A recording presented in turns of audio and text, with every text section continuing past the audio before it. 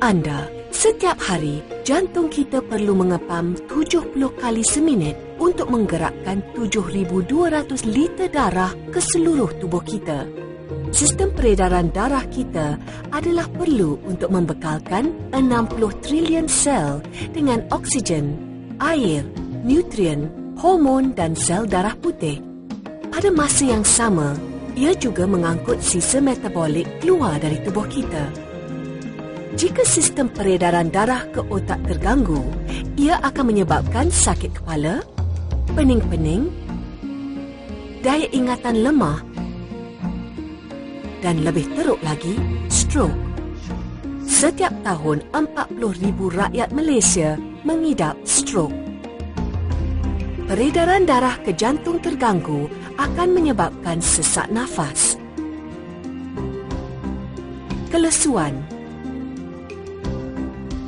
sakit dada dan penyakit jantung koronari. Penyakit kardiovaskular dianggap menyebabkan 7 daripada setiap 10 kematian di Malaysia menjelang tahun 2020 dan ia telah menjadi pembunuh nombor 1 di Amerika Syarikat selama lebih 100 tahun. Sistem peredaran darah yang tidak baik boleh menyebabkan bengkak kaki, kesejukan kaki dan tangan, vena varikos, malah mati pucuk. Sistem peredaran yang sihat seharusnya meliputi jantung yang kuat untuk mengepam darah ke seluruh sistem peredaran, saluran darah fleksibel yang tidak tersumbat dan darah yang tidak melekit yang mengalir dengan lancar. Namun demikian, akibat peningkatan usia, gaya hidup tidak sihat seperti tekanan, merokok, kurang bersenam, terlampau banyak makan makanan terproses serta keadaan kesihatan yang tidak baik seperti obesiti, diabetes dan hipertensi boleh menyebabkan pengumpulan kolesterol, radikal bebas dan homocysteine di dalam saluran darah dan menyebabkan darah menjadi pekat. Sesungguhnya, kolesterol mula terkumpul di dinding saluran darah seawal umur 10 tahun. Apabila darah menjadi pekat, plak mula terkumpul dalam saluran darah. Jantung kita terpaksa mengepam dengan lebih kuat untuk mengalirkan darah melalui saluran yang sempit. Akibatnya, tekanan darah meningkat dan akhirnya menyebabkan kerosakan kepada bahagian-bahagian lain saluran darah. Dalam jangka panjang, saluran darah akan bertambah rosak dan mengeras, menyempit dan kurang lentur.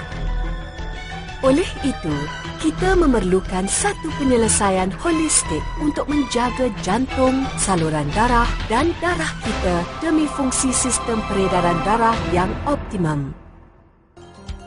Memperkenalkan Life Extra, satu formulasi yang dihasilkan atas perundingan penerima anugerah hadiah Nobel, Profesor Dr. Ferit Murad. Ia mengandungi ramuan berpaten termasuk L-arginine, probiotik CoQ10 dan 5 jenis nutrien bersinergistik.